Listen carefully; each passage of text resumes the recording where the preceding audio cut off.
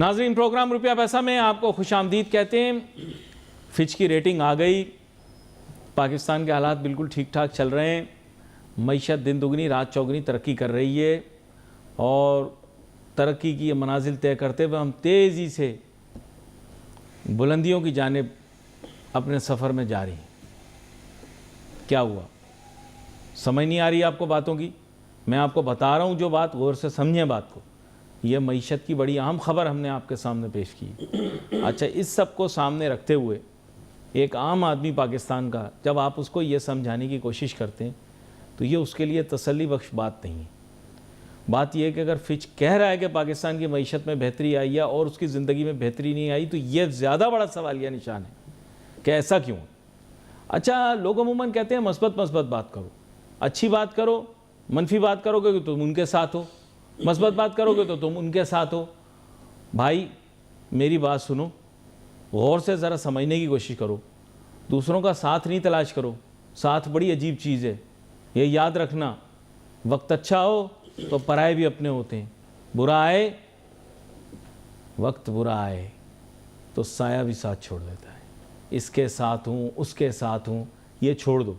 एक तकरीब में मैं गया, वहाँ पे क्या होता है, एक टीवी एंकर तशरीफ़ लाए, किसी ने बोला ये पीपी के बंदे हैं। मैंने कहा अच्छा। फिर एक और एंकर तशरीफ़ लाए, किसी ने कहा ये पीटीआई के बंदे हैं। मैंने कहा अच्छा। तीसरा आया, उन्होंने कहा ये नॉन लीग के बंदे हैं। मैंने कहा अच्छा। कह रहे अली भाई आप 2 दिहाइयों से मीडिया पे काम कर रहे हैं, आप किसके बंदे हैं? मैंने कहा मैं अल्लाह का बंदा हूँ। ठीक है, तो मेन एम ये है कि आप लोगों को अभी तक पता ही नहीं है कि आप लोगों ने करना क्या है, और मैंने आपकी इस्लाह नहीं करनी, आपकी इस्लाह मुमकिन नहीं है। मैंने पहले बता दिया। देखो, लोग बोलते हैं यार आप बदगुमानी वाली बात कर रहे हैं, यह मायूसी है और यूँ। मैंने उनको कहा देखो मेरी बात याद रखो, जब लफ्ज़ मायूसी इस्तेमाल होता है तो मायूसी तब कुफ्र है अगर आप नाउज़ुबिल्लाह कभी अल्लाह की ज़ात से मायूस हों। अल्लाह की ज़ात से आप कभी मायूस नहीं हो सकते। लेकिन इंसान क्या है, इंसान किसी के नहीं, अपने ऊपर आज़ाब खुद बुलवाने वाला ये इंसान ही है। और जिन वजहों से या जिन वजूहात की बुनियाद पर कौमों पर आज़ाब आए, आपको रोज़ दिखाई देते होंगे। ज़्यादा नहीं बोलना भाई, परों को आग लग जाती है मेरे। वैसे भी एक बुज़ुर्ग ने दुआ दी, पता नहीं अल्लाह ताला ने उनकी दुआ कबूल कर ली होगी, क्योंकि मेरे से मीडिया पर झूठ नहीं बोला जाता या बहुत कम बोला जाता है, या फिर मैं इशारों से सच बोलना शुरू कर देता हूँ। सारी सूरतों में मैं फंस जाता हूँ, क्योंकि पाकिस्तानी ये इंतहाई मुफाद परस्त कौम, और इनको सच बोलने का कोई शौक़ नहीं, और सबसे ज़्यादा नफ़रत इनको सच बोलने वाले से, और सबसे ज़्यादा नफ़रत इनको सच सुनने से है। तो मेरी बातें ज़रूर आप लोगों को चुभ रही होंगी, लेकिन जानते आप भी हैं कि बोल मैं सच ही रहा हूँ, इसीलिए आप लोगों को बुरा लग रहा हूँ। मेरे साथ बहुत ही आम मेहमान शामिल गुफ्तगू हैं, मेरी गुफ्तगू से महसूस हो रहे हैं सर मैं गैर संजीदा बातें कर रहा था, आपको क्या लगा मैं संजीदा बातें कर रहा हूँ? वेलकम करता हूँ आपको शो में जनाब फ़ारूक अफजल साहब को, जो कि पाक तुर्की जो बिज़नेस इदारा है, तंजीम है, उसके भी सरबराही करते हैं। उसके अलावा इकनॉमिक डिप्लोमेसी का एक इदारा भी बना रखा है। KCCI और फेडरेशन के अंदर, दोनों के अंदर अहम मुद्दों पर फायज रहे भी हैं और हैं भी। वेलकम करता हूँ आपको। थैंक यू अली भाई। बात यह कि फ़ारूक अफजल साहब आज थोड़ी इस मौजू पर भी बात कर लेते हैं, क्योंकि आपका इकनॉमिक डिप्लोमेसी का मौजू है। तो ये हमारी बड़ी कामयाबी है कि बैनुल-अक़वामी इदारे और बैनुल-अक़वामी तंजीमें और गैर मुल्की जितने हैं वो पाकिस्तान की मईशत से बहुत खुश हैं। ये गलत तो नहीं निकल गया? मैंने आपको बताया है, देखें ये बोलने का अंदाज़ मेरा गलत होगा, मेरी इंग्लिश थोड़ी कमज़ोर है, उर्दू भी ख़राब है। जी बिस्मिल्लाहिर्रहमानिर्रहीम। असल में अली भाई बात यह है कि लोग चाहते हैं कि हर वक्त जो है ना मनफी बातें ना सुने, उनको कुछ अच्छी बातें पॉजिटिव, यस पॉजिटिव भी चाहिए उनको, मस्बत कुछ पहलू चाहिए इकॉनमी के हवाले से, मुल्क के हवाले से, मुल्क की जो भी सिचुएशन है उसके हवाले से। तो कोई हर्ज नहीं है, मतलब ये है कि आप मस्बत पहलू, positive is not always good. एक दफ़ा एक आदमी आए मेरे पास, कह रहे हैं मेरा कोविड का टेस्ट पॉजिटिव आया। मैंने कहा मुबारक हो यार, आप बच गए। कह रहे नहीं, इसका मतलब है हो गया है। तो वो चीज़ ये है कि देखें, फिच एक आलमी अदारा है, दुनिया का तीसरा बड़ा अदारा है, जिसे कहना चाहिए कि जो रेटिंग्स करता है हाँ। और दुनिया भर में ये इसकी एक पहचान है, रिकग्निशन है इसकी, और इसकी रेटिंग को बड़ा एक एक वेटेज दिया जाता है।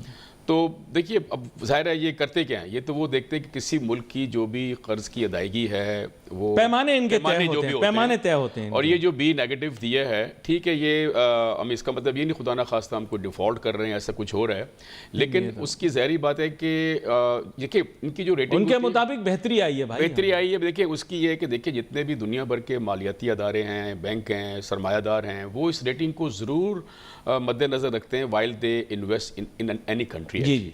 अच्छा, उसमें ये भी देखते हैं, अब देखिए उसके मस्बत पहले उन्होंने क्या कहा कि जी पाकिस्तान ने IMF के प्रोग्राम को फॉलो किया, ठीक है, जिस वजह से कुछ बेहतर हुआ। पाकिस्तान का जो करंट अकाउंट खसारा है वो थोड़ा बेहतर हुआ है, पहले हुआ था, फिर गड़बड़ हो फिर गड़बड़ है। और दूसरा आपके जो फॉरेन एक्सचेंज है बतदरीज थोड़ा सा इम्प्रूवमेंट की तरफ है। सो उसमें उन्होंने कहा कि भाई इससे थोड़ी बेहतरी के आसार, ये ख़तरा टला नहीं है। देखिए कर्ज़ों का बोझ, कर्ज़ों का जो प्रेशर है वो स्टिल दैट इज़ देयर, लेकिन ये आप कह सकते हैं कि यस हम थोड़ा सा एक सही रास्ते पे चलना शुरू हुए हैं कि जहां हम कोशिश करें अगर अपनी पॉलिसीज़ में तसलसल लेकर आएँ, ख़ास तौर पे हमें अपनी बरामदात, देखिए इनको कंट्रोल भी करना है इस चीज़ को कि भाई हम इसको कैसे बेहतर करें। अब अगर कर्ज़ों का जो बोझ है उसको हमें बरामदात बढ़ानी पड़ेंगी। पर ये नेशनल डायलॉग का पार्ट ही नहीं है ना।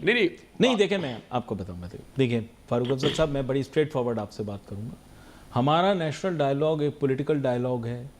आप मीडिया के ऊपर कभी किसी की शादी की खबरें सुनते रहेंगे तो 2 हफ्ते हम किसी शादी पे निकाल देंगे, कभी किसी की कोई वीडियो आ जाएगी ऐसी के जो ख़ानदान के साथ नहीं देखी जा सकती हो, 2 हफ्ते उस पर ज़ाया कर देंगे, कभी कहीं आग लग जाएगी उस आग के पीछे भागते रहेंगे। वैसे तो पूरी कौम हमारी आग के पीछे भाग रही है, ये इनकी मंजिल, माजरत यहाँ भी गलत निकल गया, माजरत ये कि फिर उसके बाद अगर कोई एक छोटा सा मौजू आ जाए, क्राइम के बहुत शौकीन है ये कौम, क्राइम और जराइम की ना, तो इनसे हटके नेशनल डायलॉग में ये बात होनी चाहिए ना। दूसरे ममालिक तो यही बात कर रहे हैं तिजारत कैसे बढ़ाएं। अभी वो मैं टीवी देख रहा था, उसका क्या बोलते हैं यूरोप वाला, तो वो यही बात कर रहे थे कि इकोनॉमिक रिवैम्प की क्या ज़रूरत है, इन्फ्लेशन इज़ रियल। अमेरिका के मैंने बहुत सारे चैनल देखे, हमारे यहाँ तो कहते हैं ना मस्बत बोलो, अच्छा बोलो। अमेरिका के बहुत सारे चैनल हैं जो ट्रम्प के हमदर्द हैं, लेकिन वो साथ साथ कह रहे हैं महंगाई बहुत बढ़ गई है, इसको काबू में लाना जरूरी है। दोनों चीजें हैं। आप देखें मिक्स मैसेज भेजते हैं आप लोग, ताजिर लोग। नहीं देखें क्लियर करता हूं मैं, एक तरफ आप बोल रहे हैं मुल्क की मईशत बहुत खराब हो गई है, इसको ठीक कर देना चाहिए, दूसरी तरफ आप कहते हैं कि साहब ऐसी मईशत तो पहले थी नहीं, कमाल हो गया जनाब, ये मईशत तो ऐसे रिवाइव हो गई, 2 साल पहले तो हम पता नहीं क्या हो गए थे, हम सड़क पे आ गए थे, हम जो है वो कशकोल लेकर आ गए थे ये वो, और अब मईशत बिल्कुल ठीक हो। सर देखें पैराडॉक्स क्रिएट नहीं करें, पैराडॉक्स आप लोग करते हैं क्रिएट। देखिए मईशत मैं कहूँगा, देखिए हर एक का अपना पॉइंट ऑफ व्यू है अली भाई, हर एक का अपना ओपिनियन है ना, आप उसको सुने, रिस्पेक्ट करें, हाँ ठीक है भाई, हर एक का अपना डिफरेंट ओपिनियन हो सकता है। अब मेरे हिसाब से मईशत ठीक नहीं है, ठीक है ना, मैं एज ए ताजर, मैं एज ए बिजनेस, आप अपनी बात करें। हाँ। मैं अपनी बात करूंगा कि भाई इस वक्त मईशत जो है ना वो कोई इतनी अच्छी हालत में नहीं। हेमटेक्स गए थे? मैं हेमटेक्स गया, अभी फ्रैंकफर्ट से होकर आया, मजा आया? नहीं आया। देखिए पाकिस्तान के लिए अच्छा साइन नहीं है, क्योंकि नहीं तो पूरी दुनिया के लिए खराब साइन है। बिल्कुल। देखिए इकोनॉमिक सिचुएशन ऐसी है कि मैं 10 सालों में शायद it was the worst ever Hemtex I had basically visited, I tell you. यानी कि कस्टमर बेस नहीं थी, लोग परेशान हैं जो यहाँ से गए थे, हमारी middle size companies, small medium industries और थोड़ी सी अपर इंडस्ट्रीज़, उनके पास उनके हॉलों में गया हूँ तो मतलब ना होने के बराबर लोग थे, सन्नाटा था।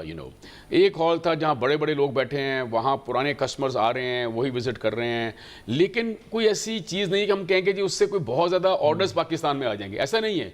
देखिए वो पूरी, अगर आप इंटरनेशनल इकोनॉमिक सिचुएशन देखें ना इस वक्त, यूरोप का खुद का बुरा हाल है, महंगाई है, अमेरिका में टैरिफ लगा के उन्होंने काम खराब किया, लेकिन वो छुपा नहीं रहे, नहीं बता रहे हैं, माइंड यू इकोनॉमिक लाई नहीं करते वो, बिल्कुल वो बता रहे हैं, सही बात बताते हैं। और चीज़ ये कि देखिए अब हर बंदा ऐसी सोर्स ढूंढना चाह रहा है, फॉरेनर्स जो हैं, कि जहाँ इतने टैरिफ ना हो, लेकिन वहाँ कैपेसिटीज़ नहीं है, वहाँ कैपेबिलिटीज़ नहीं है। जहाँ टैरिफ कम है वहाँ कैपेसिटीज़ नहीं है, कैपेबिलिटीज़ नहीं है। तो dollar is cheap in Pakistan, लेकिन पाकिस्तान इज आइडियल लोकेशन। आप मुझे क्लैरिफाई कीजिएगा और करेक्ट भी कीजिएगा। हमारे ताजरों के मुताबिक Pakistan is ideal location. Yes, dollar हमने जो है वो बहुत ज़्यादा महंगा कर दिया है, जितनी ज़रूरत थी उससे ज़्यादा महंगा कर दिया एक्सपोर्टर्स को फैसिलिटेट करने के लिए। फिर उसके साथ साथ ये कि हमारा कहना, हमारा मौक़िफ़ ये है कि इस साल के अंदर हमारा इंटरनेशनल इमेज भी इम्प्रूव हो गया है। आपकी एनर्जी की सिचुएशन भी पिछले साल से इम्प्रूव हुई है, इस साल का मुझे नहीं पता। गैस का भी कह रहे हैं कि पिछले साल से इम्प्रूव हुई है। तो मैं आपसे ये जानना चाहता हूँ कि आपके पास हमने अब हर फैसिलिटी दे दी, अब ये प्राइवेट सेक्टर का काम है कि वो खुद एक्सपोर्ट बूस्ट देखिए मेरी बात सुने, सिर्फ डॉलर करने से कुछ नहीं होता। मैं आपको बताऊं पाकिस्तान की 57% एक्सपोर्ट जो है दैट इज टेक्सटाइल्स। अब छोटी सी बात करता हूं, ठीक है, पता है। अब यू लाइक इट और नॉट। Okay. अब देखिए टेक्सटाइल में जो उसका मेन इंग्रेडिएंट है दैट इज एनर्जी। ठीक है, सारी मशीनें इलेक्ट्रिक से चलती हैं। लोगों ने कुछ ने लगाया, मतलब ऑल्टरनेट एनर्जी सोर्स किया, किसी ने सोलर लगाया, किसी ने कुछ किया, लेकिन still they are at the basically behest on this. ये जो हमारी चाहे के इलेक्ट्रिक ले लें या वपडा ले लें, जो अब आपका 16 सेंट की बिजली है, आपको ये नीचे लाना पड़ेगा 8 सेंट तक, 7 सेंट तक लाना पड़ेगा। फिर उसके बाद इंटरेस्ट रेट देखें, बड़ी मुश्किल से 11 पे आया। You need to bring it down to single digit. देखिए एक्सपोर्टर्स को सोचना चाहिए था डॉलर महंगा करवाते हुए। नहीं, जब ये जो आपको पता होगा भी, ये हमारे माजी के वजीर खजाना कौन है जो बच्चों की सालगिरह में भी केक काट रहे हैं, क्या नाम है इनका, जो ये अपना मीठे वीठे का कोई कारोबार करते हैं, यार नाम भूल गया मुझे उनका। हर आप तो बच्चे की सालगिरह पे चले जाते हैं। पहले तो जब वजीर थे हम प्रोग्राम के दौरान फ़ोन करते, फ़ोन भी नहीं उठाते थे वो। खैर उनके दौर के अंदर ये पहले आगाज़ हुआ डॉलर की कदर बढ़ाने का, क्योंकि वो एक्सपोर्ट को कोई हौसला देना चाह रहे थे। सर आप एक्सपोर्ट के लिए जब डॉलर को बढ़ाएंगे तो ईंधन भी महंगा होगा ना, आप तो इंपोर्टर या एनर्जी इंपोर्टेड कंट्री हो ना, क्या फायदा हुआ आपको महंगा करके डॉलर का? नहीं, डॉलर आप महंगा नहीं करते हो। मिफ्ता ने किया, उसके बाद फिर मिफ्ता इस्माइल साहब ने किया, सॉरी गलत निकल गया, रिटायर बंदा पर फिर भी बंदा थोड़ी तो इज्जत कर लगे ना। मिफ्ता इस्माइल साहब के दौर में ये शुरू हुआ। फिर असद उमर साहब ने भी बेड़ा गर्क किया पूरा। वो बंदा तो उसने तो, असद उमर ने जितना मुल्क का बेड़ा गर्क किया ना, मैं तो बोल नहीं सकता। जो राह सा था वो फिर उसके बाद शॉर्टकट तरीन साहब भी आए थे, उन्होंने भी बेड़ा गर्क किया अपनी तरफ से। खैर एनीवे रिटायर है ना, वो रिटायर बंदे की गल कौन पूछता। तो मैं यहाँ पर सर ये बात रखना चाहूँगा कि इसका इनडायरेक्ट तो हमें नुकसान हुआ है ना, क्या फ़ायदा हुआ है? मैं वही अर्ज कर रहा हूँ कि किसी भी एक, देखिए ना, कुछ मसाला होता है ना कि एक्सपोर्ट बढ़ाने के लिए। अब आपने जैसे खुद ही कहा कि भाई हमारा जब ऑयल का इंपोर्ट बिल बढ़ेगा, जो उन्होंने जनरेटर लगा रखे हैं तो ऑयल महंगा हो गया। हम जो चीज़ें एक्सेसरीज इंपोर्ट करते हैं in order to make the value added products, वो चीज़ें महंगी हो जाती हैं। तो ये देखिए, ये एक पूरा आपको एक पैकेज बनाना पड़ता है कि एक्सपोर्ट कैसे बढ़ेगी, उस चीज़ों को देखना पड़ता है। सिर्फ डॉलर का मतलब रुपये को डी वैल्यू करके आप समझें कि एक्सपोर्ट बढ़ जाएगी, this is not the case. Actually there are so many other things which you have to take into consideration, जिसमें बिजली का मैंने बताया, इंटरेस्ट रेट का बताया। फिर आप देखें कि जो पावर, एक मिनट के लिए कॉस्ट ब्रेकअप बना लेते हैं। आप टेक्सटाइल के गुरु हैं, चलो एक हम आपसे टेक्सटाइल कॉस्टिंग का ब्रेकअप बना लेते हैं। आपने भी बोला एनर्जी, तो मेरी कॉस्टिंग का कितना बड़ा हिस्सा एनर्जी होगा? एनर्जी, कॉस्ट ऑफ फंड्स, ये सारी चीजें थोड़ी थोड़ी करके हम बॉल पार्क एक बनाते हैं। बताएं ये एक टेक्सटाइल मिल का। देखिए मिनिमम बता रहा हूं आपको मैं, 30% ये पेयर करती है चीज को। 30% कर्जे लेती होगी, फिर जहरी बात है, बैंकों से कर्जे लेंगे, वो आप ऐड करेंगे। देखिए कर्जे भी कितने महंगे, देखिए बड़े बड़े बताएं ना, हमें पता बड़े बड़े। देखिए ना, बात ये है कि कपड़ा इसमें तो 50% लगा रहे हैं बस, जो एक्सपेंस नहीं, मतलब जो एक रॉ मटेरियल है आपके लिए, लेकिन उसको बनाने के लिए आपकी वेजेस आती हैं, आपका बिजली का बिल आता है, आपके इंटरेस्ट आता है, जो लोन आपने लिए हुए हैं, फिर आपका जो प्रोडक्शन जो कॉस्ट होती है डायरेक्टली जो रॉ मटेरियल की, in order to make the value product, उसकी कॉस्ट बढ़ जाती है आपकी। तो ये सारे केमिकल्स वगैरह भी होंगे, ऑफ कोर्स हर चीज बढ़ जाती है। Substantial chemical substantial, of course print करूंगा या डाई करूंगा तो मुझे केमिकल चाहिए ना। Cost of machine, exactly, cost of machine तो है ना, महंगी हो जाती है जब नई मशीन लगाऊंगा मैं। लेकिन अगर पुरानी मशीन भी चल रही है, मैं तो उसके पॉइंट ऑफ व्यू से बात कर रहा हूं कि हमारे जो 5-6 जो वेरिएबल्स हैं उनको अगर हम ठीक करें और फिर हम कहें कि हमारी करेंसी डी वैल्यू है, तो may be we can export, we can increase our export. आज की तारीख में हमारे मेहमान भी बता रहे थे कि रिप्लेसमेंट कॉस्ट हम काउंट करते हैं।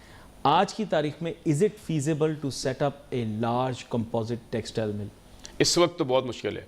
देखिए इस लार्ज स्केल इंडस्ट्री, देखिए मेरी बात सुनिए, it cost a lot of money. Oh yes, it is. देखिए वो कंड्यूसिव एनवायरनमेंट भी नहीं है ना। आप ये देखें कि इस वक्त लार्ज स्केल इंडस्ट्री का तो आप भूल जाएं। इस वक्त may be after 2 years time आप कह सकते हो कि हाँ, अगर हालात सही रहे तो इस वक्त जो इंडस्ट्री चल रही है उसी को चला लें तो बड़ी बात है, या उसके अंदर अगर हम एडवांसमेंट कर लें तो वही बड़ी बात है। Do we have the best machines in textile? Yes, Yes, we do have, sir. हमारा अच्छा। जो प्लांट लगे हुए हैं, majority they are using German, Swiss, Italian, other Good Swedish, machines. good machines, all good machines. Yes, Chinese they have now come into the market, लेकिन उनके पास भी 3 किस्म की क्वालिटीज है मशीन्स की, थोड़ा लो एंड है, कुछ बेहतर है, बिल्कुल जो कॉपी करते हैं जर्मन मशीन की या इटालियन मशीन की, जो हमारे machine ये है। जो बड़े बड़े नाम हैं, जी, do ji. they have the best machine? Oh yes, certainly they have good machines, good plants, reliable और durable plants हैं, अच्छी मशीनें हैं, अच्छा, अच्छी। what is the ROI on a textile mill as of today, which means in other words, for in simpler terms for our audience, what's the payback on a textile mill as of today? देखिए- पहले तो लोग 3-3 साल में भी turnover पे कर लेते थे। लेकिन इस दफा देखिए मार्जिन नहीं है, आप हार्डली मैं कहूँ अगर आप 10 साल में भी कर लें तो बहुत बड़ी बात है। जो आप वो इन्वेस्टमेंट margins नहीं करें, पहले वाले। मार्जिन नहीं है पहले वाले, क्योंकि देखिए हर जगह बाइंग पावर, अगर मैं एक्सपोर्ट कर रहा हूँ पहले मार्जिन बहुत अच्छे होते थे। हमने तो उस वक्त भी काम किया हुआ जब 35% मार्जिन होता था, ऑनेस्टली स्पीकिंग। तो वही 3 साल के अंदर टर्नओवर निकल है ना Exactly. आपका स्ट्रेट लाइन अब नहीं है ना, अब तो 5% पे आप काम करते हो यार, 3%, 5%, यानी कि आप just to run the show actually, just to run the factory के, ठीक है यार इस प्लांट को चलाना भी तो है ना, इतने लोगों का रोजगार लगा हुआ है। तो ऐसे नहीं है कि मार्जिन बहुत हाई हैं कि जी आप कहेंगे या मैंने अपने जो पे बैक है वो मैंने 2 साल में या 4 साल में कर, इट्स नॉट पॉसिबल नाउ। आप नया अगर यूनिट लगाने जाएंगे तो सर उसको तो 15 साल चाहिए आपको पे बैक के लिए आपको, तो you can't afford that actually. तो अभी उसमें ये land हमें cost, हर चीज है ना, everything is इतना very महंगा है ना। आप कराची में कहीं लैंड तो ले जरा, आपको भी अच्छी लैंड चाहिए, आपको तो अरबों में तो लैंड आती है एक्चुअली। तो how you can do that? फिर आपकी मशीनें इतनी महंगी हो चुकी है, जब इंपोर्ट करेंगे डॉलर की इतनी डिवैल्यूएशन की वजह से, रुपये की इतनी मशीन महंगी हो चुकी हुई है, तो अब तो जो पहले चीज़ 1 अरब में लगती थी वो अब 5 अरब में चीज़ लगती है। वो चीज़ मैं बताऊँ आपको 5 गुना उससे ज़्यादा बल्कि बढ़ चुका है। तो वो इतना आसान नहीं है पे बैक के लिए। तो हमें ये देखना है कि जो अभी एग्जिस्टिंग यूनिट हैं हम उनको ऐसा एनवायरमेंट दे दें एटलीस्ट कि they can run efficiently, economically and effectively actually.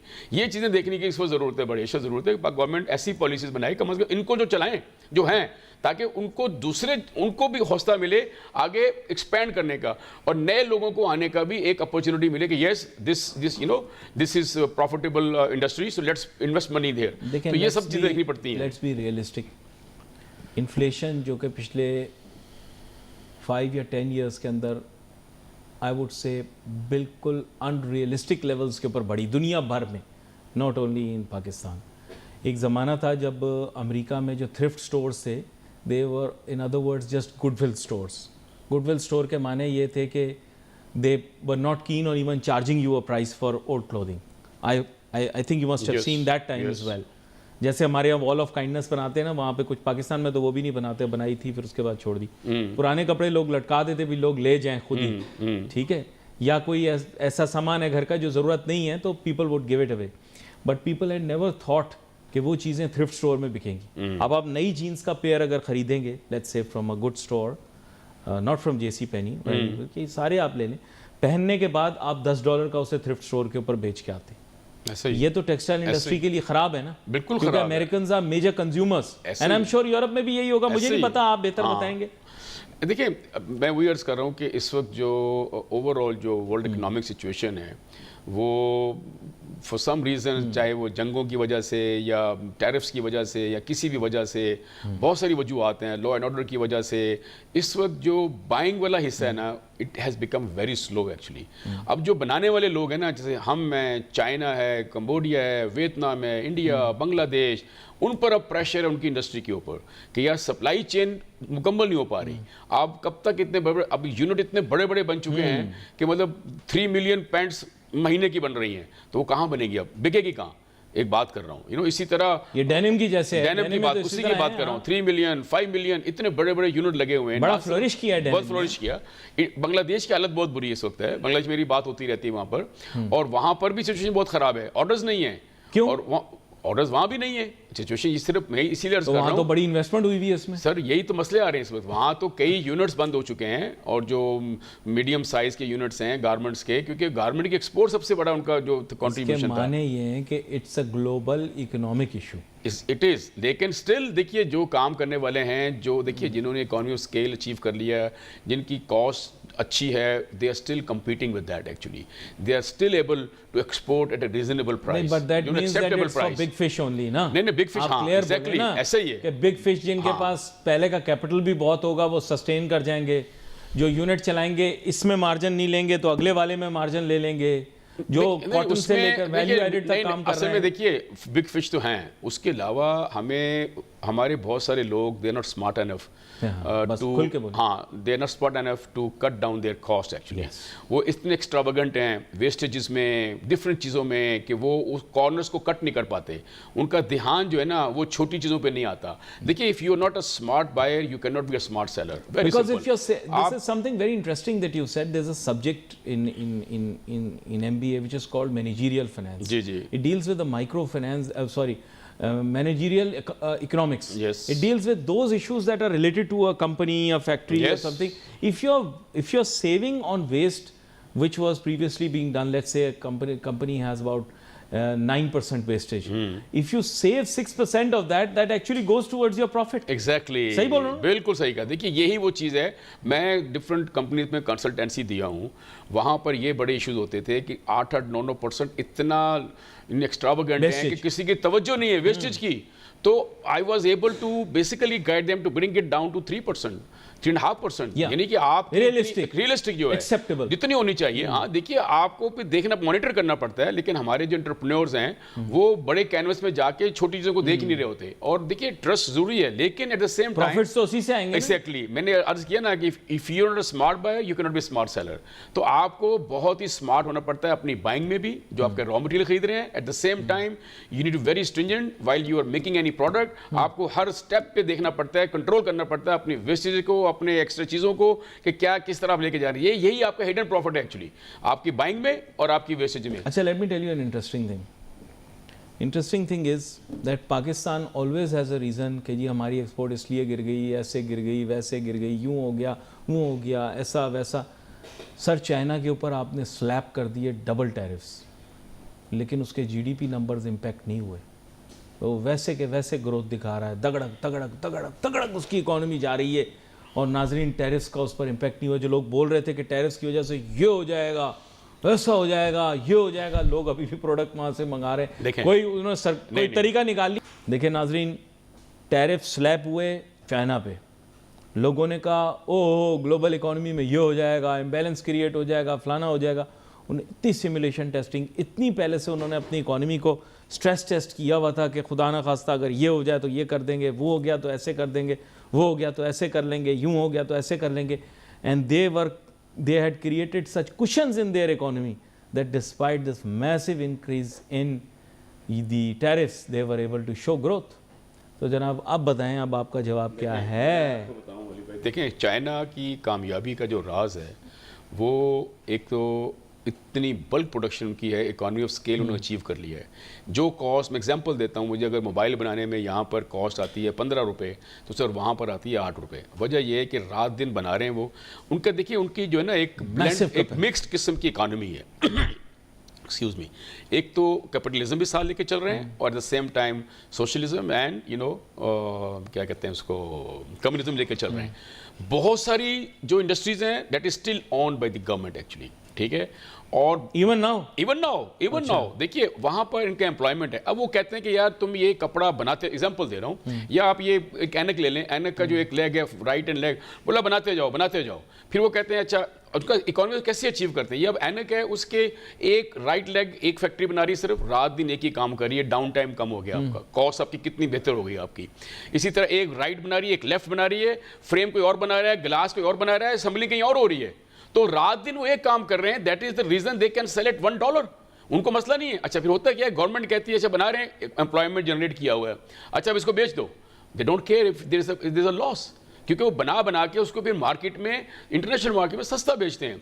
लेकिन जो उनकी प्राइवेट सेक्टर कोऑर्डिनेशन नहीं, दैट इज, देखिए ये उनकी जीत है। देखिए मेरी बात ये है, उनका जो प्राइवेट सेक्टर है, हम जब उनसे compete करते हैं तो हमारे तकरीबन एट पार होते हैं प्राइसेस उनकी, क्योंकि अच्छा। उसकी भी तो कॉस्ट ऐसी है ना सर। अब आप देखिए टैरिफ मिला के भी चाइना 35% है, हम 29% टैरिफ मिला के भी, तो 5-6% में हम चाइना से मुकाबला नहीं कर सकते। पहली चीज़ ये।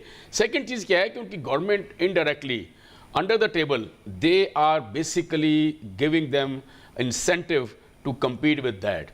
चाइना के पास प्राइसेस क्या उनकी सर हमसे चीप, 4.5 बहुत 3.5 सेंट समथिंग चीप उनकी इंडस्ट्री सर। वो अभी वो तो अगले 2 साल में ये है कि जी फ्री कर देंगे वो बिजली को। दुनिया भर में इतनी उन्होंने लोहा खरीदा था डैम बनाने के लिए, सब कुछ करने के लिए, अब वो बिजली फ्री हो जाएगी तो आप कहाँ कम्पीट करेंगे उसके साथ? देखिए वो तो काम इस तरह करते हैं ना, याजूज मजूज की तरह काम करते हैं सर वो तो, and they are very honest with their country actually, not only their businessman, the government and the people as well. उनको पता है वो इतने नेशनलिस्ट लोग हैं वो अपने मुल्क के लिए, अपनी पहचान के लिए। फिर आप देखिए कि उनके पास $5 ट्रिलियन के करीब तो फॉरेन रिजर्व्स हैं अली भाई, वो अगर उसमें से 1-1.5 साल $500 बिलियन या $1 ट्रिलियन अपने लोगों को दे भी देंगे to compete with the international market, doesn't make a difference. Doesn't make a difference, you know. At the same time, they'll be increasing their, you know, foreign exchange because they'll be exporting. उससे export से foreign exchange तो आ ही रहा होगा उनको। इसमें इतने अरसे में पॉलिसी चेंज हो जाएंगी तो क्या होगा? At least you know they supported the industry, they supported the people, and now they are still in the market actually. जी जी, ये चाइना के साथ compete करना इतना आसान नहीं है। किसी और कंट्री से आप बात करें वो मतलब China can sustain actually, China can sustain, yes. but the problem that we face and China does not face is the immense amount of money capital that they possess. They are able to generate money for every project that they have. Their construction companies are multi-billion dollar companies. They are Companies like Evergrande, जो कि अभी trouble में आई, लेकिन they had been carrying the economy for so many years. They have so much money capital. They are able to build empty cities just to show GDP growth rate. आपके पास नहीं है ना, पैसा कहाँ है आपके पास? देखिए पैसा चाहिए ना कारोबार लगाने के लिए। ऐसे ही है, ऐसे ही है। या देखिए पैसा मैंने अर्ज किया कि उनके पास कितने फॉरेन रिजर्व्स हैं, वो सपोर्ट भी करते हैं। फिर उनकी जो इन्वेस्टमेंट की जो पॉलिसीज हैं, they are so much conducive not only for the domestic but also for the international you know investors as well. हमें देखिए हमारा प्रॉब्लम क्या है कि हमारा जो हमें जो ग्राउंड मिला खेलने के लिए उससे में वो पॉलिसीज़ नहीं है कि मैं सही तरह खेल सकूं। इतनी हर्डल्स हैं, इतने इम्पेडिमेंट्स हैं, उनका इतना सिस्टम ऑनलाइन। अब मैं अगर एक्सपोर्टर हूं, 27 शोबे हैं सर बाहर आके बैठे होते हैं रिश्वत के लिए, कोई रोकने को तैयार नहीं, उनको कोई सिस्टम को बनाने को तैयार नहीं है, क्योंकि अगर सिस्टम बना देंगे, डिजिटल कर देंगे तो उनकी कमाई कैसे होगी फिर? एंड दैट कमाई goes you know from bottom to top actually. तो अब उसको कैसे रोका जाए? मैं तो उसी चक्कर में लगा रहता हूँ। बिजली चली गई, बिजली महंगी हो गई, बाहर वो कभी सेसी वाला आ गया, कभी कोई आ गया, कभी एक्साइज वाला आ गया, कभी कोई आ गया। मतलब वो सिस्टम बनाने को तैयार ही नहीं है, आप जिंदगी को सहल करने को तैयार नहीं है, ऐसी पॉलिसी बनाने को तैयार नहीं। But foreign investors they complain to me, not only Turkish, the Chinese जिन्होंने इन्वेस्टमेंट किया यहाँ पर, तो परेशान है वो लोग। वो बात करते हैं हमारे साथ कि यार हम क्या करें, ये आपके महकमे में बहुत तंग करते हैं। और वो बड़े बड़े लोगों से बात करते हैं, हाई अप्स के साथ, वहाँ से उनकी कोई सुनवाई नहीं होती। कोरियन कंपनीज, मुझे उसके काउंसिल जनरल ने मुझे बताया कि यार मैं कहाँ नहीं गया, काउंसिल जनरल खुद गया, लेकिन क्या हुआ, कोई सुनवाई नहीं है। जो प्रॉब्लम्स हैं, जो मसाइल हैं, कोई हल करने को तैयार नहीं हो। फिर हम कहते हैं यार फॉरेन इन्वेस्टर पाकिस्तान में आए, तो हम तो उनको यहाँ बुला के जलीलो ख्वार करते हैं ना। फिर हम कैसे एक्सपेक्ट करेंगे फॉरेन इन्वेस्टर यहाँ पर आएगा? जब डोमेस्टिक इन्वेस्टर ही परेशान है तो फॉरेन इन्वेस्टर को तो और ख़राब करते हैं ये लोग। बजाय उनको फैसिलिटेट करें, बजाय उनकी हेल्प करें, उनको सपोर्ट करें, वो भी काम नहीं है। तो ये चीज़ें क्या है कि हमें पहले अपना जो क़िबला ना ये दुरुस्त करना पड़ेगा, हमें अपने सिस्टम को ठीक करना पड़ेगा कि मेरे जो लोग अभी एग्जिस्टिंग जो देखिए, फिर आप एक्सपेक्ट करें वो माहौल तो दें पहले इन्वेस्टर को, बिजनेसमैन को, कि जो कंडीशन हो, फिर आप मुझसे बात करें कि आप एक्सपोर्ट क्यों नहीं बढ़ा रहे, आपकी ट्रेड अच्छी क्यों नहीं है। देखिए किसी अदारे को भी चलाने के लिए 3 चीज़ें बड़ी ज़रूरी होती हैं। एक होता है ज़हरी बात है, उसको आप इकोनॉमिकली चलाएं, उसको आप एफिशिएंटली चलाएं, और उसके बाद इफेक्टिवली भी हो वो। तो ये 3 जब ईज होंगे तो फिर मैं काम कर सकूंगा ना। लेकिन बाद में बात घुमा दी, वो वाली बात का आपने जवाब नहीं दिया कि भाई उन्होंने तो कोई एक टाइम भी बहाना नहीं किया कि हमारी जीडीपी ग्रोथ रेट इस दफा खराब आएगी, उनके साथ है ना सर, खराब आएगी, हम पे टैरिफ लग गए, बल्कि उन्होंने कहा और ज्यादा दिखाएंगे भाई, हम पे टैरिफ लगे, हम और ग्रोथ दिखाएंगे। सर वो उन्होंने तो बहाने नहीं किया। मैंने सुना प्रेसिडेंट जी आए हो टीवी पे, उन्होंने कहा हो इस दफा बड़ा गड़बड़ हो जाएगी, बड़ी मुश्किल हो जाएगी। देखें, they have very clear mind and they are very honest to their country actually, I tell you. और वो उसी वक्त स्टेप लेते हैं जैसे ही उनकी इंडस्ट्री के खिलाफ, उनकी चीज़ों के खिलाफ एक स्टेप होता है, गवर्नमेंट फ़ौरन पहले आती है। हमारे यहाँ नहीं है ना, हमारे पास तो पैसा ही नहीं है, हमारी किट्टी में पैसे ही नहीं है। हम क्या, अच्छा पैसे भी हों इंशाल्लाह हम कभी सपोर्ट नहीं करेंगे अपने बिजनेसमैन को। लेकिन हमारा प्रॉब्लम देखिए, हमारा माइंडसेट फर्क है। नहीं है ना, देखें इस पॉइंट पे थोड़ा सा और खेलें। मैं समझा, आपके पास अगर नहीं है तो मेन एम ये कि फिर आपको कहीं ना कहीं से इन्वेस्टमेंट कैपिटल लाना पड़ेगा।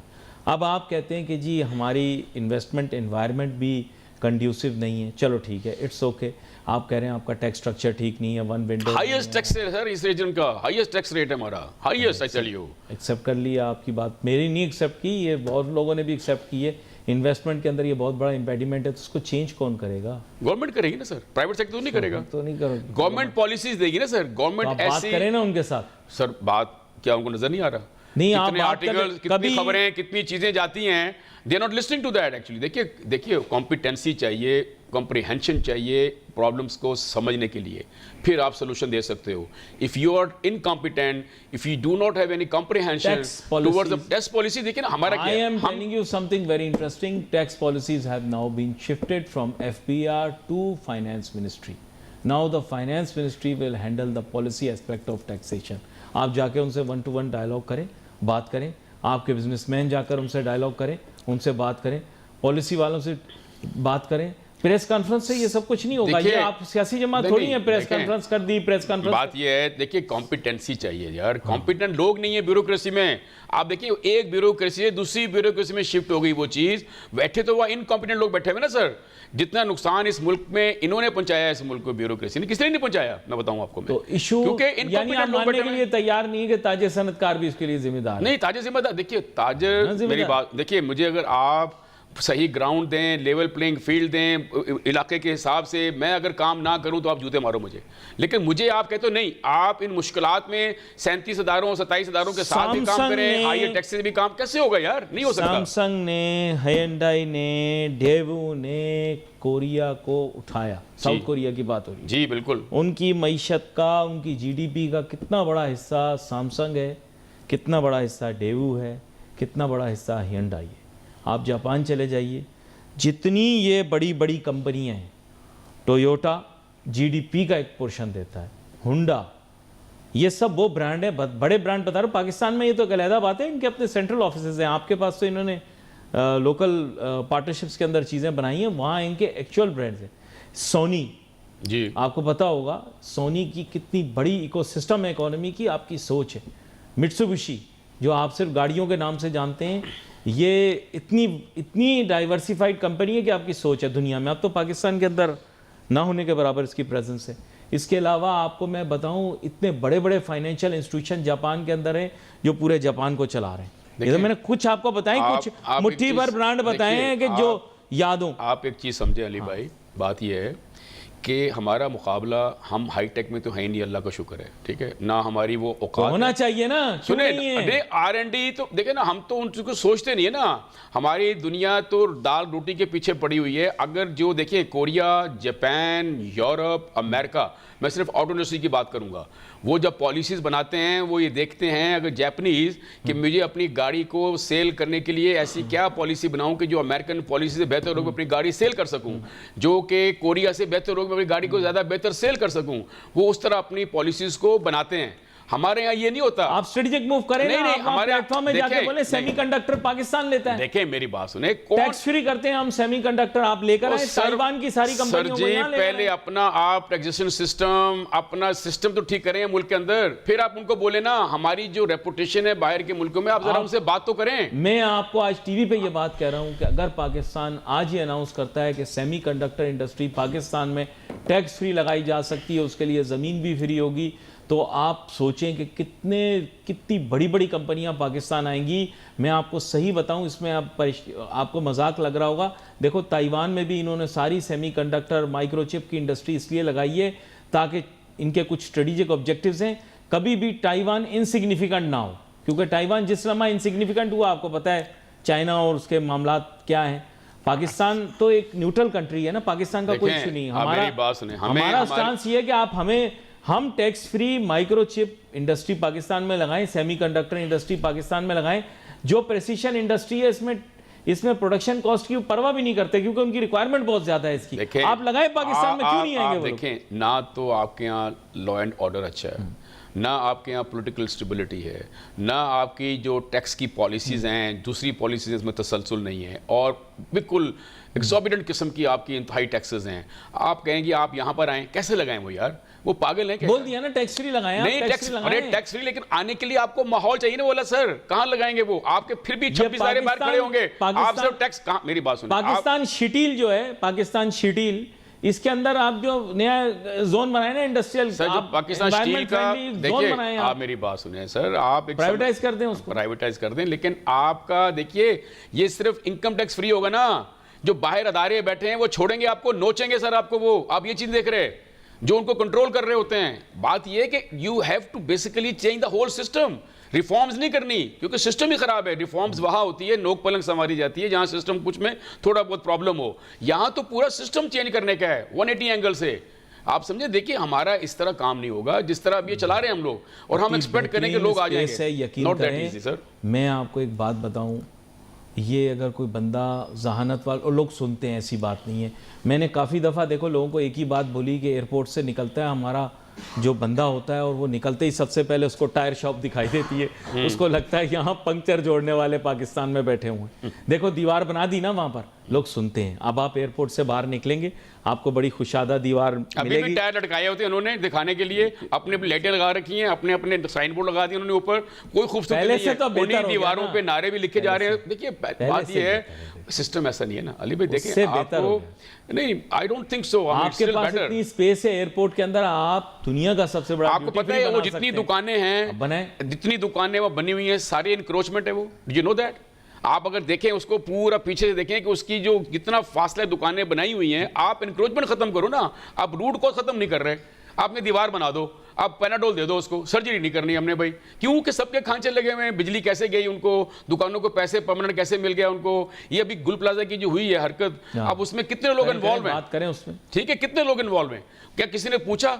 अभी नस्ला टावर गिराया गया था, किसी ने पूछा? नहीं बात जो मैंने पहले दिन कही थी बात, वो अभी सामने आई है। बात ये है कि आप रूट कॉज पे नहीं जाते हो, आप पैनाडोल देके कहते हो इसको दबा दो यार, ऐसा नहीं होगा सर। अब आपको सिस्टम को चेंज करना पड़ेगा। भी आ गया है, अब इसकी इन्वेस्टिगेशन हो रही है, ये आग कैसे लगी है मैं आपको बता दूं। इंशाल्लाह कुछ नहीं होगा सर, ये आप लिख लें, कुछ नहीं होगा, आप लिख लेना, कुछ भी नहीं होगा। तहकीकात तो हो रही है, तहकीकात से कुछ नहीं होना है, सब दब जाएगा। ये बात आई, खत्म, आई गई, फिर उसके बाद चलो भाई दोबारा चलो भाई, ओके भाई, दैट्स इट।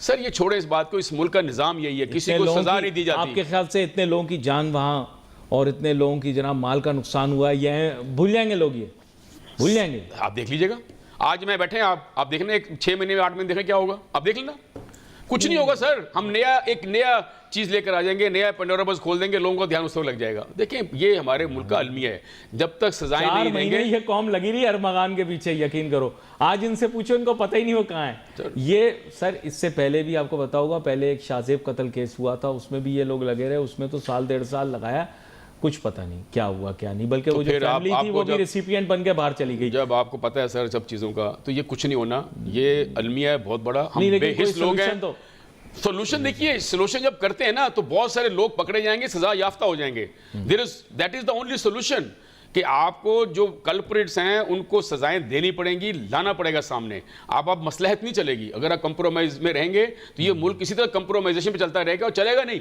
मतलब मामला खराब होंगे मजीद, और वो अच्छा नहीं है पूरे मुल्क। फिच कह रही है ठीक हो रहा है, आप बोल रहे हैं मामला नहीं चलेंगे, ये क्या बात है? देखिए गलत बात है। मस्बत चीजें दी हैं वो सिर्फ ये है कि जी आप IMF को फॉलो कर रहे हैं, वेरी गुड, बहुत अच्छा कर रहे हैं भाई आप। अच्छा भाई आपके जो अल्लाह भला करे जो आपके फॉरेन रिजर्व्स हैं वो बतदरीज थोड़े बेहतर हो रहे हैं, अच्छा ठीक है भाई, ओके। अब ये और जी आपका करंट का जो करंट अपना अकाउंट का खसारा है वो थोड़ा कम हुआ है भाई, अब फिर बढ़ गया, आपके पता ही आपको। अब देखिए ये तो एक बी नेगेटिव में ना, अब हमें स्टेबल में आना है, तो स्टेबल हमें क्या करना पड़ेगा? आपको मालियाती डिसिप्लिन लाना पड़ेगा, आपको उन जो तो अपना पेपर पे नहीं टैक्सेशन हो रहा है उनको टैक्स ब्रैकेट में लाना पड़ेगा, आपको टैक्सेशन को बेहतर करना पड़ेगा, आपको एक्सपोर्ट बढ़ाना पड़ेगा। सारी कौम का पैसा फंसा दिया प्लेटों में और प्लेटों में, और आप बोल रहे हैं कि हम इंडस्ट्रियलाइजेशन करें। आप पहले वो पैसे तो खुले करवाएं, हमारे मार्केट आपने गिरा दी है सारी, ये अब आप बताएं मुझे। और कराची के मज़ाफ़ाती इलाकों के अंदर आपने GDP का 1 या 2% आपने पैसा लगवा दिया है M9 के ऊपर। M9 को भी आपने CPEC का रूट बता दिया, M9 सुना है कि आप है ही नहीं, वो उसकी तो बन ही नहीं रहा ना, वो तो वो M6 जा रहा है भाई, पता ही नहीं है लोगों को, अभी पता ही नहीं। ये मैं आपको नई खबर थोड़ी बता रहा हूँ, आप देख लें, अब्दुल हलीम खान साहब का बयान मौजूद है इस बारे में कि M6 बन रही है जो बराह रास्त लेकर जाएगी, ये मैं थोड़ी बता रहा हूँ। कहाँ लेके जाएगी? वो आसमान शक्कर पे लेके जाएगी। शक्कर लेकर जाएगी, शक्कर पोर्ट से शक्कर लेके जाएगी। नाम हो गया यार। आपके बिल्डर लोग छुपा रहे हैं वो, क्योंकि M9 के ऊपर प्लाट बेच रहे हैं ना आपके बिल्डर सारे, जितने उन्होंने ये बनाई उन्होंने बेच रहे हैं सारे प्लाट। तो बताएं सारे सर, ये इस तरह बताएं, आपके जितने कंस्ट्रक्शन वाले हैं उन्होंने 2003 में ही बेच दिया सारा माल। अब क्या बचा? अब आप M6 कोई बोल ही नहीं रहा भाई। M6 पाकिस्तान के लिए बहुत जरूरी है। अगर आपने CPEC को एग्जीक्यूट करना है तो आपको M6 पे जाना पड़ेगा, और उनकी परेशानी ना लेंगे वो भी M9 पर है। वो अगर M9 पर है तो वो M6 पर भी हो सकते हैं। नहीं समझ में आई? समझ आएगी भी नहीं। वो ये बड़ी गहरी बातें होती हैं यार, आप लोगों को थोड़ी समझ में आएंगी। बात ये है कि M9 और M6 जो है ये नजदीक नजदीक इनका रूट जा रहा होगा शुरू में। वो जिनका अपना इंटरेस्ट होगा वो दोनों पे होंगे। आप अपनी फिक्र करें, आप अपने इन्वेस्टमेंट की फिक्र करें कि आपका क्या बनेगा। आप जा रहे हो जामशोरों की तरफ, बाकियों का नहीं सोचो आप। मैं आपको सही बता रहा हूं फारूक साहब, ये जो अनप्रोडक्टिव इन्वेस्टमेंट्स आपके मुल्क के अंदर लोग लगा देते हैं ना, इसकी वजह से बड़ा नुकसान है। अच्छा, ये पैसा बाहर गया, आपको पता है? बहुत सारे बिल्डरों का पैसा बाहर गया, कोई इन्वेस्टिगेशन नहीं हुई। देखिए, अब आप तो शुक्र करें अल्लाह का कि क्रिप्टो करेंसी भी आ गई है, तो अल्हम्दुलिल्लाह पैसे भेजना बड़ा आसान हो गया अभी तो। नहीं, वो आप तो नहीं ये- रोक सकते जी, आप नहीं रोक सकते, सॉरी। वही अर्ज कर रहा हूँ ना, बात ये कि हमने तो मुआहिदा कर लिया अमेरिका के साथ सर, हमें तो नहीं, मसला वो ही नहीं फर्क है, वो फर्क है, भाई, लेकिन वो सेम चीज है। गलत वो बात। कह रहे हैं कि स्टेबल आप कॉइन अपने के मायदे को खराब नहीं करें आप। सर वो बात देखें, वो क्रिप्टो स्टेबल कॉइन है। It's our real digital assets है वैल्यू। देखो, आपकी गवर्नमेंट से आके मिले हैं वो लोग, सर मिलेंगे ना, तो जाहिर है जिनसे मिले हैं उनको they are willing to fulfill the नहीं they are willing to fulfill the regulatory requirements। Sir मैं वो आपको कह रहे हैं कि आपकी चैनल जो पे भी बैठा हूं सर, मैं ऐसी कोई बात सर नहीं करना नहीं, आप चाहता। ना करें ना, मैं आपको और बता रहा हूँ, आप reason ये करें है भी कि- नहीं, लेकिन मैं आपको बोल रहा हूँ they are willing to complete all the regulatory requirements। मैं एक आपको बात बता रहा हूँ, आप ये कह रहे हैं नहीं, मैं आपसे देखिए थोड़ा सा बहस इस पर जरूर करूंगा। अभी भी आपको पता है दुनिया का मालियाती और ज़र्री निज़ाम किस मुल्क के हाथ में? अगर आप उसके बजाय आप एक अल्टरनेट क्रिप्टो आपको मिला है तो क्या बुराई है?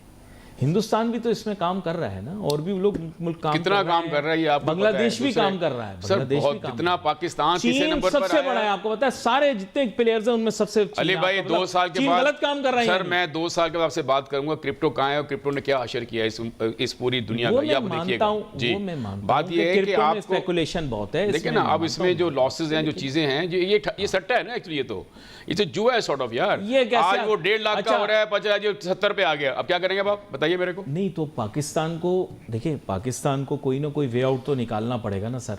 हमने डिजिटल समझे, डिजिटल रेवोल्यूशन सारी दुनिया में आ रही थी, हम पीछे रह गए। मुशर्रफ के दौर के अंदर हम 2 कदम आगे थे। सर, देखिए बैंकारी निजाम भी तो यही नाम है डिजिटल ना। बैंकिंग करें, एक्सप्लॉयटेशन ही है बैंकारी निजाम भी। क्रिप्टो कोई बैंक है नहीं, ये डिसेंट्रलाइज्ड फाइनेंस है। नहीं, देखिए मेरी बात सुने, एक डिजिटलाइजेशन होता है बैंकिंग सिस्टम में। आपका credit card, debit card, online payment कर दिया आपने, ये कर दिया वो, that is something different, you know. तो ठीक है, मुल्क में कोई आसान है नहीं, ऐसे लगता है दामाद के लिए इंटरव्यू देने गया बंदा, बैंक अकाउंट नहीं खोल। सही है, उसी वजह है ना कि हमारे मुल्क का सिस्टम इतना खराब है कि करप्शन, चोरी चकारी बहुत ज्यादा है, चीटिंग बहुत ज्यादा है।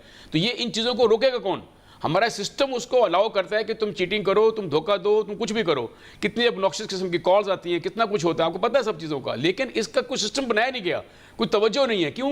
उनको सपोर्ट की जाती है, करने दो, ये लूटा मारी करवा रहे हैं। तो आप वही बोल रहे हैं कि जिस जमाने में लोग टीवी आया था, लोगों ने बोला टीवी नहीं देखो भाई, इससे टीवी आंखें खराब हो जाती हैं। किसी ने बोला इससे दिमाग खराब हो जाता है, किसी ने उससे बोला कि ये टीवी। फिर आया एक दौर, कुछ लोगों ने बोला हम टीवी पर भी नहीं आएंगे, ये भी हमारे अखलाकियात के खिलाफ है। आज सबसे ज्यादा वही लोग टीवी पे। देखिए आप इसको उससे नहीं मिला सकते, नहीं आप उससे इससे नहीं मिला सकते। आई एम सॉरी, वजह ये है कि कंप्यूटर वाईफाई ये सब टेक्नोलॉजी तो है, और क्या है सर मालियाती डिसिप्लिन बड़ा जरूरी है। Financial discipline is very important for this. Digital banking क्या है? ये भी तो नंबर्स और फिगर्स ही है ना सर। बैंकिंग में हम जितना मर्जी डिजिटल कर लो आप, दैट इज ओके। एक फॉर्मल चैनल है ना, लेकिन ये crypto it's not a formal channel. ये आप समझिए इस बात को। This no bank for crypto. कहाँ है बताइए मेरे को, क्या चीज़ है वो? और डोनाल्ड ट्रंप ने अपनी बना दी, आपने अपनी बना दी, क्रिप्टो उसने अपनी बना दी, अपने सब चल रही है इस वक्त, चल रही है करेंसी सर। बिटकॉइन है, फलाना है, तो ये पर्सनलाइज चीज़ें ये वाली।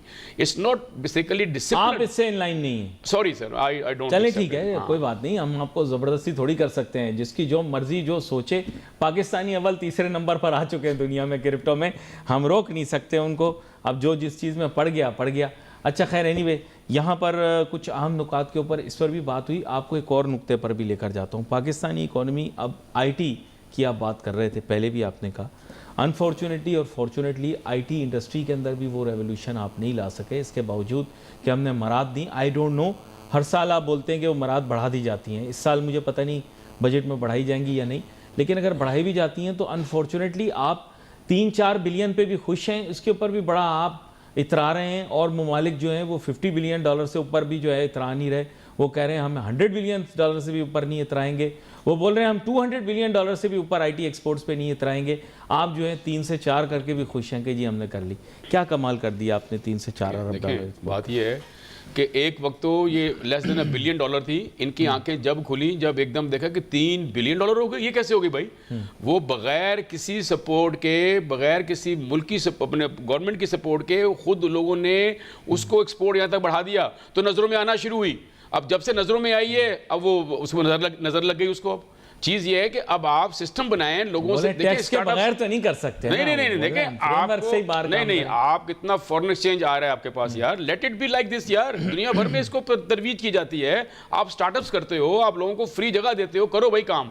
मैं तो हैदराबाद गया था, वहाँ आप यकीन जाने जो इंक्यूबेशन सेंटर बना रखे थे स्टार्टअप के, एक बच्चा 6 महीने के लिए वो फ्री करते थे, गवर्नमेंट का दायरा है, मुझे आई मस्ट अप्रिशिएट दैट। उसने चौथे 5वें महीने में सर 2.5 करोड़ रुपए के सॉफ्टवेयर एक्सपोर्ट कर चुका था वो।